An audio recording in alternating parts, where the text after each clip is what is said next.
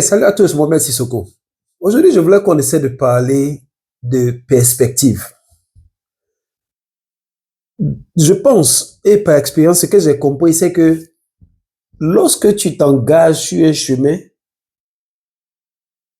où tu veux atteindre un objectif, il est important pour toi, pendant que tu es dans ton cheminement ou dès le départ, il est important pour toi que tu aies une stratégie. Il est important pour toi que tu puisses savoir dans quoi tu es et vers où tu es en train de partir. Mais aujourd'hui, je vais essayer de rester dans le cadre des gens qui vont à l'école.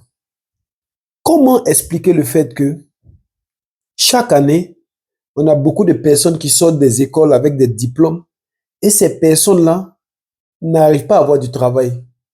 Et ces personnes-là n'ont pas de travail, ces personnes vont aller s'asseoir, soit à vouloir gérer une cabine téléphonique, ou bien d'autres même s'asseyent et puis ne font rien, ne font que faire les demandes d'emploi.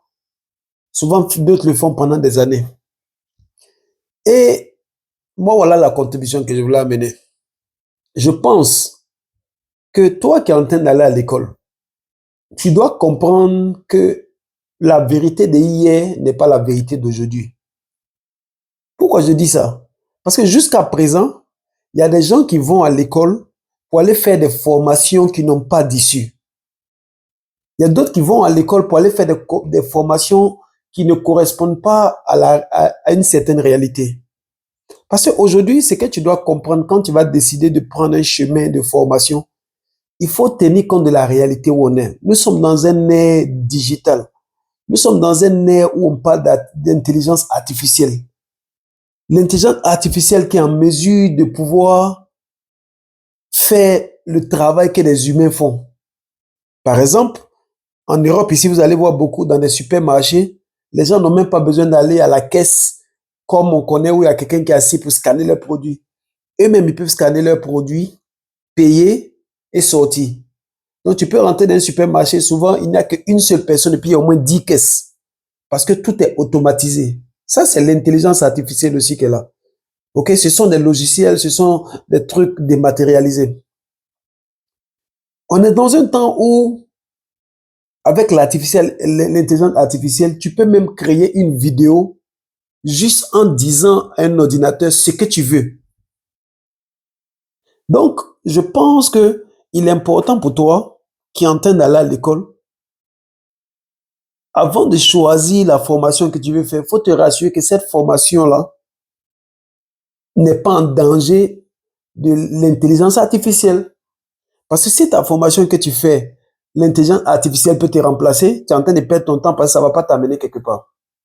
Alors, ce que tu as à faire quand tu fais une formation, c'est pendant ta formation, pendant que tu as choisi la voie que tu veux, c'est de commencer à réfléchir, cette connaissance que je vais aller apprendre là, dans cette formation-là, quel est le business qui peut découler de cette connaissance-là?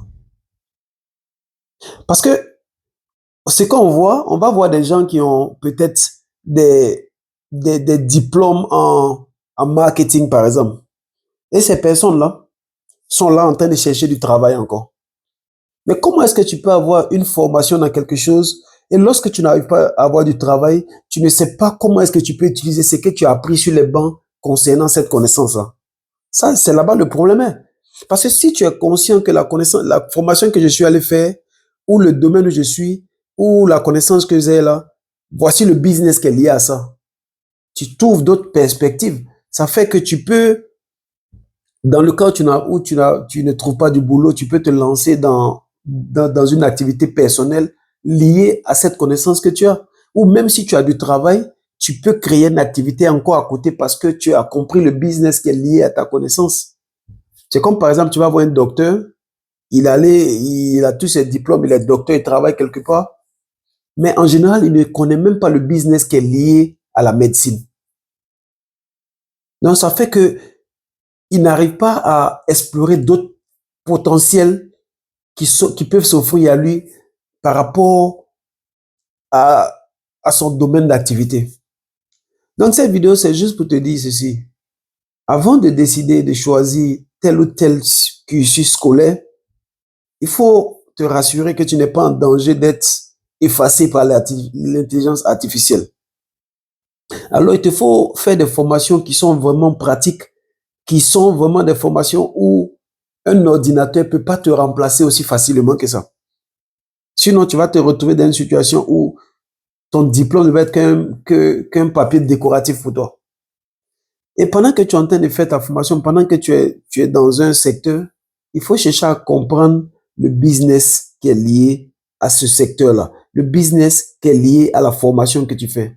Ainsi, ça va t'aider à pouvoir te déployer plus facilement dans le cas où les choses ne vont pas dans la direction que tu veux en termes de, voilà, voilà, d'avoir un emploi. Je pense que c'est un truc il te faut ajouter impérativement. Mais comment est-ce que tu ajoutes ces genres de trucs-là? C'est en faisant des recherches, c'est en t'éduquant, c'est en vraiment cherchant, c'est en cherchant de comprendre. Mais avec ma formation que j'ai ça là, qu'est-ce que la formation m'a appris? OK? Et tu veux détecter d'abord cette formation-là, la compétence que cette formation-là t'a donnée, et essayer de voir comment tu peux déployer cette compétence-là quelque part d'autre, ou comment est-ce que tu peux déployer cette compétence-là pour travailler à ton propre compte, au moins pour pouvoir te positionner. Mohamed Sissoko, jusqu'à la prochaine vidéo et bonne réflexion.